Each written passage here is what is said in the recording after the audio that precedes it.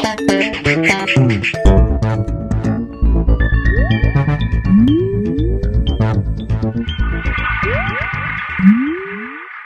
everyone and welcome to The Vortex, where lies and falsehoods are trapped and exposed. I'm Michael Vorse. With so much swirling around in the culture these days about homosexuality, from the military policy to same-sex marriage to gay adoption, it's always good to think about this topic from a Catholic mind, a Catholic point of view. We all know the Church's teaching. This vortex is more about a spirituality that needs to be seen with regard to homosexuality. For the man or woman who discovers this about themselves, the reaction must range from bewilderment to sadness to anger. The feelings of different from everyone else that every person feels from time to time, and sometimes even frequently, must reach a level of intensity that those who do not suffer from this could not likely understand. This is the first and foremost source of compassion that we must always feel and exhibit toward our fellow dignified humans who have this cross of self-doubt, difference, a future racked with uncertainty. We're talking in the first place here of a difference in degree from everyone else.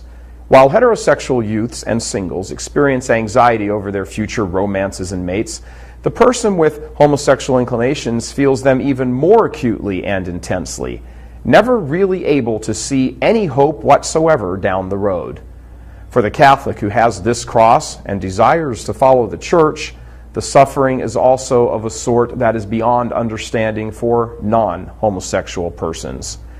A lonely heterosexual Catholic, either divorced or single, who wants to be married is in a completely different category than a homosexual faithful Catholic who simply cannot get married because he or she desires the same level of intimacy but cannot even entertain it.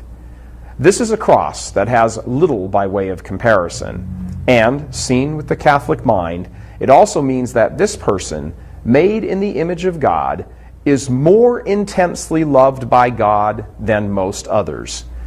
It is a long-standing tradition in the Church that there are such people as victim souls, those who suffer in a way more exacting than most of the rest of us.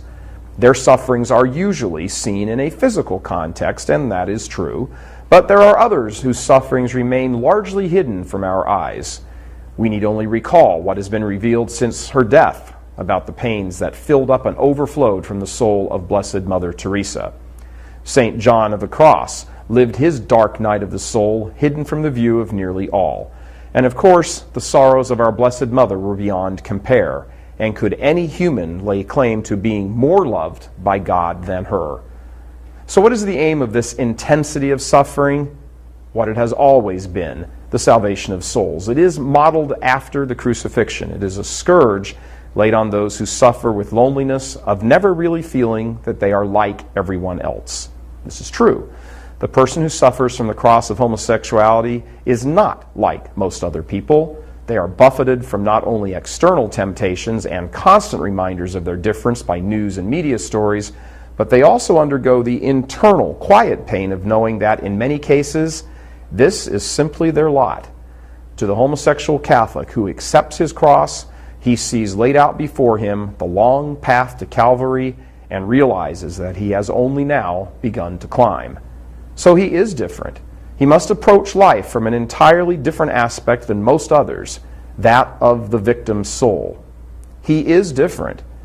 He is a treasure beyond compare to the God who brought him forth and crafted this cross for him through the circumstances of a fallen, sinful world. He is different. His cross, if accepted, unlike that of many other people's crosses, will draw countless souls to Christ, countless more souls to Christ. The heavier the cross, the more burdensome, the greater the glory realized. We celebrate this truth in raising martyrs to the honors of the altar. Greater love hath no man than this, that he lay down his life for a friend. For the faithful Catholic with the cross of homosexuality, he or she lays down their life every day for their friends. I do not know, but I suspect at some point in their lives, many such souls actually come to the intuition that God has specially chosen them to be instruments of salvation like few others have been chosen. And as a result, they actually glory in their cross. In the Catholic mind, amidst the suffering of the cross, there is also a twofold joy. the knowledge that you are working out your own salvation, and you get to cooperate with our blessed Lord in leading many other souls to heaven in your wake. God bless you. I'm Michael Voris. Please help us keep delivering these kinds of messages that so desperately need to be heard and acted on. Join RealCatholicTV.com today as a premium subscriber. Become immersed in the faith established by Jesus Christ. The Catholic Church is the only hope against evil because that is its God-given mission.